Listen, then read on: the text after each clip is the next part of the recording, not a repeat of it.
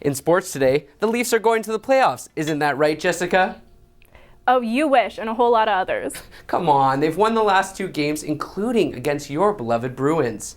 Don't let me remind you about the 2013 playoffs. But anyways, back to the Leafs. They're looking to make Coach Mike Babcock's 1000th game a winner. 2 minutes left in the third period. The Devils in front. Toronto with the extra man on the ice. The puck finds Tyler Bozak in the slot, and he rips it home.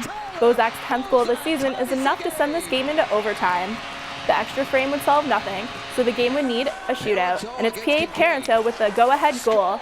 Then steps up former Leaf, Lee Stepniak, to tie the game, but he's stopped by James Reimer. Reimer gets his 10th win of the season, as the Leafs take this one 3-2. Now on to another Toronto team looking for a consecutive win. In the first, wraps up by 2. Ball finds DeMar DeRozan in the corner and hits the 3. Then a few minutes later, the game's tied. All-star Kyle Lowry finds DeRozan. He drives in, gets the layup and the foul. DeRozan is averaging 23 points a game this season. Now wraps in front by 4. Lowry connects with DeRozan again. Kyle comes away with it to DeRozan, who throws it down. Special start for DeMar DeRozan. He's got a dozen.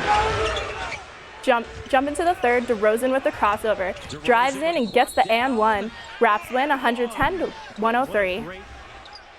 It's Super Bowl 50 this weekend and time to get excited. Here's our top 3 plays in Super Bowl history.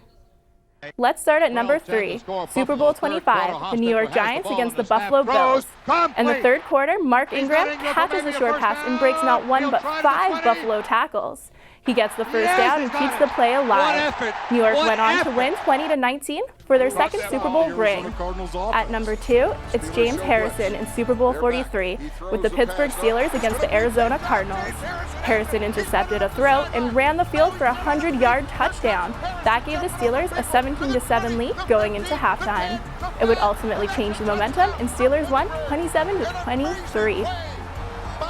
And finally, taking our number 1 spot is David Tyree. In Super Bowl 42, it was the New York Giants against the undefeated New England Patriots. Giants were down in the fourth quarter when Tyree leapt and made a one-handed catch, hitting the football to his helmet for a 32-yard down.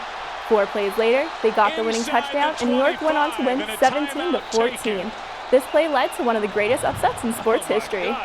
This ball's thrown and Some watch for the game, some watch for the halftime show. A lot of people wonder what's more important, the show or the game. Humber reporter Natalia Vega has the story. Since the very first Super Bowl 50 years ago, artists have performed on the stage. Artists like Janet Jackson, Justin Timberlake, and Beyonce are just a few to name. 1, 2, 3, 4. Last year's performance was the most watched show in history. Katy Perry's Left Shark received over 100 million views. The Super Bowl halftime show has been home to many successful artists, but the question still remains, are people more inclined to tune in for the Super Bowl game or just the halftime show? We took to the halls of Humber to find out.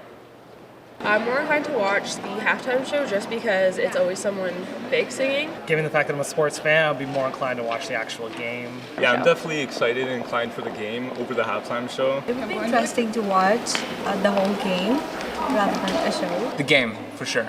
I just like football in general, I like sports, and it's like the biggest game of the year in terms of football and sports in general, so it's just fun to watch it and act like you know what you're talking about. Can I pick both? I want to see Beyonce, and I think it's Coldplay. Yeah. Oh, absolutely, halftime show. I hear there's going to be some great acts, and halftime show and the commercials.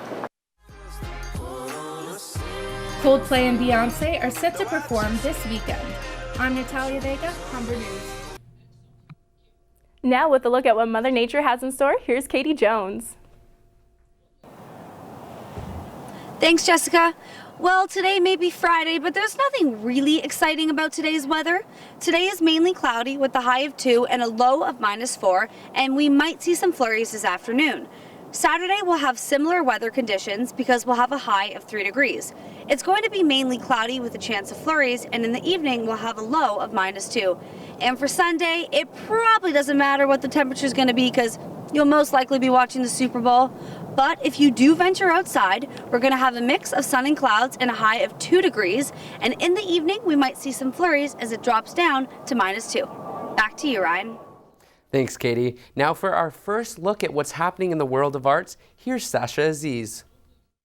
The story of former Al Jazeera journalist Mohammed Fahmy is hitting the big screen. Fahmy made headlines after being imprisoned in Egypt for more than 400 days. His memoir called The Marriott Cell tells the story of his battle for freedom, and the movie is said to be a political thriller. Our news anchor, Ryan Durkee, had the chance to ask the journalist an important question last year. About your story, I'm wondering if that book became a screenplay, which leading man would you want to play you? What's that part? The screenplay, right? He said, if it becomes a screenplay, who would you like to play you? Oh. This is your chance. You know, George Clooney, I spoke with. Rihanna's new album, Auntie, sold less than 1,000 hard copies, but that hasn't left the singer disappointed. The pop star's album holds the record for the fastest release to be platinum certified within 14 hours. Jay-Z's music streaming service, Tidal, says it sold more than 1 million copies of Auntie in the first few days. iTunes did not receive the record until 2 days after its release, and it's still not streaming on Spotify. Casting calls were held in Toronto this week for Rihanna's new music video, Work, which features Toronto's very own Drake. The video is set to be filming today. Will we see the two running through the six? Earth, Wind & Fire singer and co-founder Maurice White died at 74 in Los Angeles Wednesday. The singer helped set the tone for soul music in the 70s, taking inspiration from funk, jazz, R&B, and Latin sounds. White had been suffering from Parkinson's disease since 1992, and his death had deteriorated in recent months. He had not toured with the band since 1994, but kept active on the business side. The singer passed away in his sleep. That's it for arts. Back to you, Ryan. Thanks, Sasha. We leave you today with this. This barrel of monkeys is on its way to school. International Animal Rescue's Orangutan Center in Indonesia is teaching baby orphans to survive the wild. It's rescued more than 100 orangutans and created a forest school so these fuzzy fellows can learn through observing and imitating each other. The organization says the learning experience will help prevent orangutans from becoming extinct. That's all for today. For details of these stories and more, check out humbernews.ca. Humber News is produced by students in the journalism program at the North Campus. I'm Ryan Durkee. Have a great weekend.